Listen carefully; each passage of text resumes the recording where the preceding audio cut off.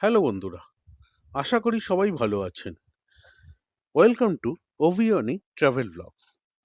আজ আমরা এসেছি উত্তরবঙ্গের অন্যতম বিখ্যাত ধর্মীয় এবং ঐতিহাসিক স্থান কোচবিহারে শ্রী শ্রী মদনমোহন মন্দিরের ওপর একটি ভিডিও নিয়ে।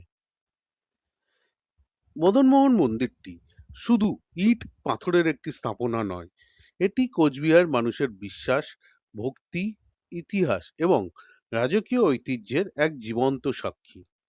প্রতিদিন হাজার হাজার ভক্ত এখানে আসেন, প্রার্থনা করেন, কেউ মানত করেন, কেউ কৃতজ্ঞতা জানান, আবার কেউ শুধু এই পবিত্র পরিবেশে কিছুটা শান্তি পেতে আসে। এই মন্দিরের ইতিহাস কি, কেন এই মন্দিরকে জাগ্রত বলা হয়, কি এমন বিশেষত্ব রয়েছে যা একে বাংলার অন্যতম গুরুত্বপূর্ণ মন্দিরে পরিণত করেছে, চলুন আর সবটাই জেনে নেওয়া যাক।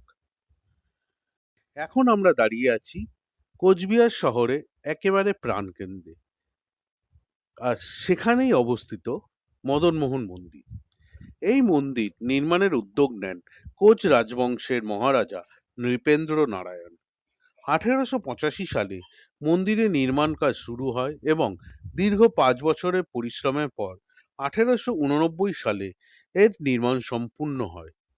পরবর্তীতে 1890 সালে 21শে মার্চ রাজমাতা নিশিময়ী দেবী আনুষ্ঠানিকভাবে এই মন্দিরে উদ্বোধন করেন।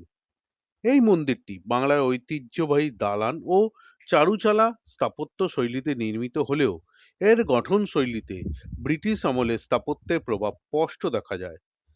আজও এই মন্দির কোচবিহারের অন্যতম পরিচয় বহন করে। এই মন্দিরে পূজিত হন ভগবান শ্রীকৃষ্ণের মদনমোহন রূপ। মদনমোহন শব্দের অর্থ যিনি স্বয়ং কামদেবকেও মোহিত করেছিলেন। কোচ রাজবংশের কুল দেবতা ছিলেন মদনমোহন। সময়ের সঙ্গে সঙ্গে শুধু রাজপরিবার নয়, সমগ্র কোচবিহার জেলার আরাধ্য দেবতা হয়ে ওঠেন তিনি। এই মন্দিরে মূল গর্ভগৃহে দুটি মদনমোহনের বিগ্রহ আছে, বড় মদনমোহন এবং ছোট মদনমোহন। প্রতিদিন দর্শনার্থীরা বড় মদনমোহনের দর্শন পান, কিন্তু ছোট মদনমোহনের দর্শন হয় বছরে মাত্র 3 দিন। মদনমোহনের পাশাপাশি এখানে পূজিত হন মা ভবানী, মা কালী, মা তারা, অনন্ত নারায়ণ, লক্ষ্মী নারায়ণ, জনার্দন নারায়ণ, পঞ্চমুখী গণেশ, মহিষাসুর মর্দিনী, মহাকালী, মঙ্গলচণ্ডী সহ আরো বহু দেবদেবী। তাই এটি শুধু কৃষ্ণ মন্দির নয়, বরং এক বিশাল ধর্মীয় তীর্থক্ষেত্র বলা চলে একে। স্থানীয় মানুষের কাছে এই মন্দির অত্যন্ত জাগ্রত বলে পরিচিত। অনেক ভক্তের বিশ্বাস এখানে আন্তরিক মানে প্রার্থনা করলে মনোবাসনা পূর্ণ হয়। এই মন্দিরের মূল আকর্ষণ হলো রাস উৎসব ও রাসমেলা। প্রায় 200 বছরের পুরনো এই ঐতিহ্য সূচনা হয় কোচ মহারাজাদের সময়। প্রতি বছর রাস পূর্ণিমা উপলক্ষে এখানে বিশাল রাসমেলা বসে। এছাড়াও মদনমোহনের মন্দিরের রথযাত্রাও অত্যন্ত বিখ্যাত। আজও রাজকীয় প্রথা মেনে এই উৎসব পালন করা হয়। হাজার হাজার ভক্ত রথের দড়ি টানেন।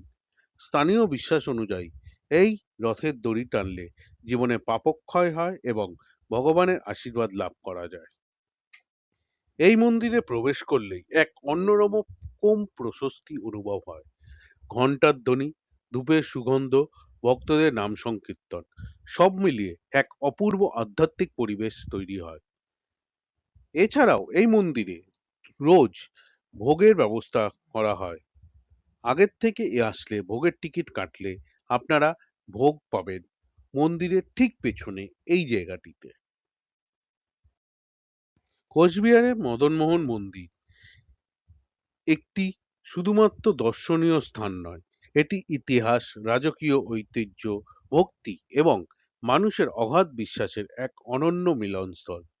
আপনারা যদি কখনো কোচবিহার ভ্রমণে আসেন, তাহলে অবশ্যই এই মন্দির একবার দর্শন করে যাবেন। ভিডিওটি যদি ভালো লেগে থাকে তাহলে অবশ্যই একটি লাইক করবেন, কমেন্ট করে জানাবেন আপনাদের কেমন লাগলো। আর এমন সুন্দর সুন্দর ভ্রমণ ও ঐতিহাসিক স্থানের ভিডিও দেখতে হলে অভিয়নি চ্যানেলটিকে সাবস্ক্রাইব করে বেল আইকনটি প্রেস করে রাখবেন। আজ এখানেই বিদায় নিচ্ছি, আবার দেখা হবে নতুন কোনো জায়গায় নতুন কোনো গল্প নিয়ে। জয় মদন মোহন। বাই।